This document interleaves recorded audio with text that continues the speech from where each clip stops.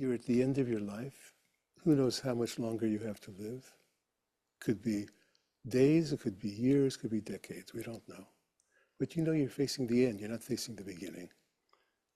And in that, why in the world would you ever choose Melanie over freedom? What do you really have to lose at this point?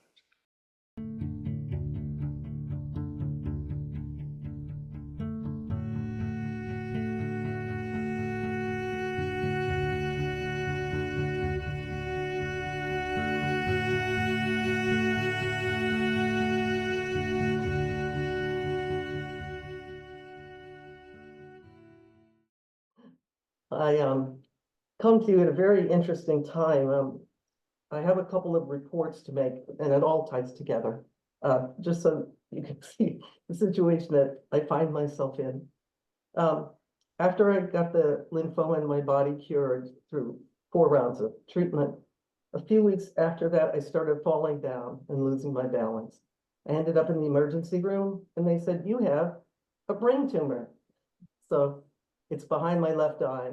It's still small, but it did cause symptoms, and the treatment plan is a 5 to 6 month ordeal. So I can relate to you again with a heavy dose chemo, and in my case, stem cell replacement, stuff like that.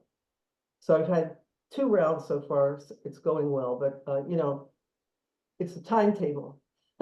So cancer twice in 1 year. This one's much riskier. And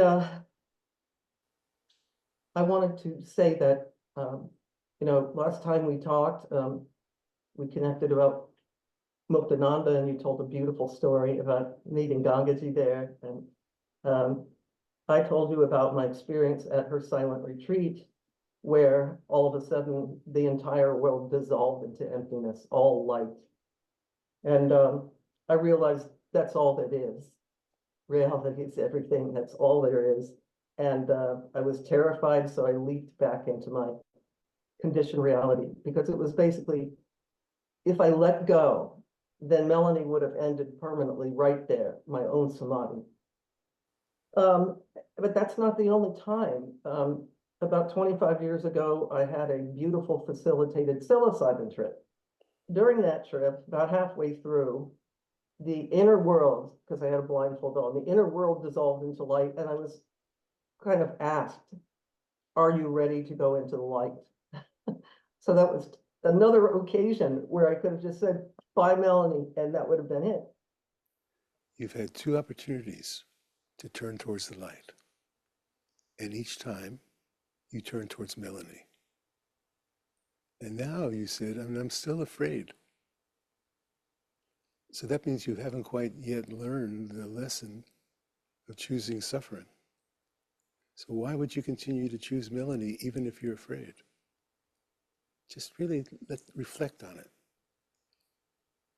Reflect on choosing Melanie twice when you had an opportunity to choose freedom, and still to choose Melanie in this moment because you're afraid of losing. You're at the end of your life. Who knows how much longer you have to live? Could be days, it could be years, could be decades. We don't know. But you know you're facing the end. You're not facing the beginning. And in that, why in the world would you ever choose Melanie over freedom?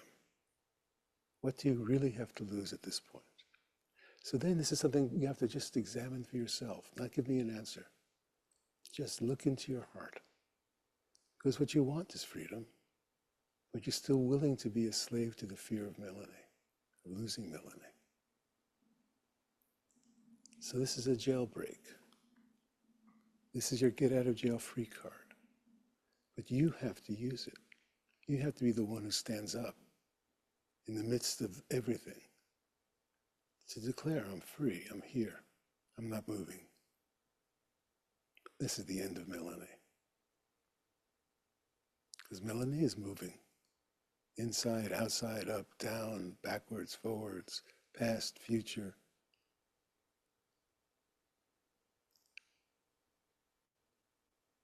When you choose movement, you're choosing being washed down the stream. It's called karma. Rebirth. want that.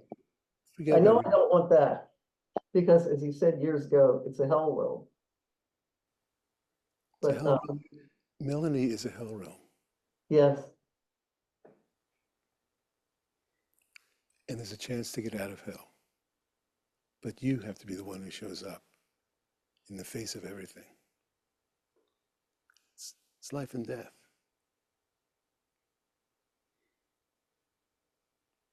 So you can't learn it, you can't know how, you can't figure it out. You can be willing for whatever it takes, and then be quiet. It takes a certain willingness to be quiet, to put all your eggs in one basket. You're playing life and death here. Choose life 100%.